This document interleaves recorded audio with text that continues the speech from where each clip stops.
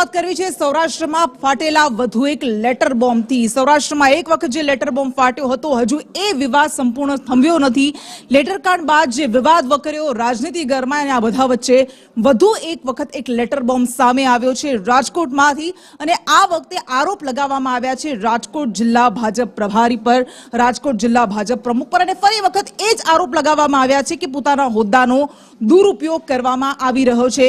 શું છે આરોપ, કોણે આરોપ લગાવ્યા છે, કોની પર આરોપ લગાવવામાં આવ્યા છે, તમામ વિગતો આપશે સંજય ચૌધરી।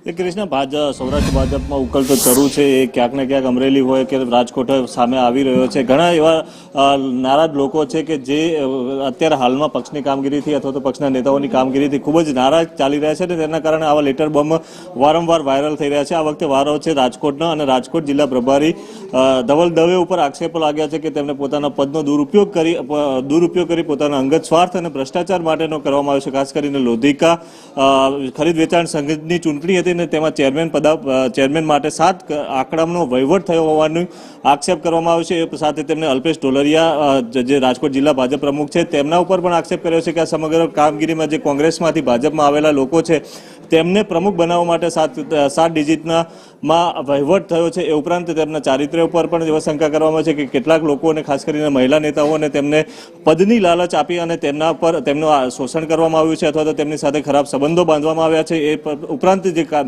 નાના કાર્યકર્તાઓ છે તેમને પણ લાલચ આપીને ધવલ દવે છે એ મોટા પ્રમાણમાં ભ્રષ્ટાચાર અથવા પોતાનો અંગત સ્વાર્થ સાધી રહ્યા હોવાના આક્ષેપો અત્યારે કરવામાં આવી રહ્યા છે।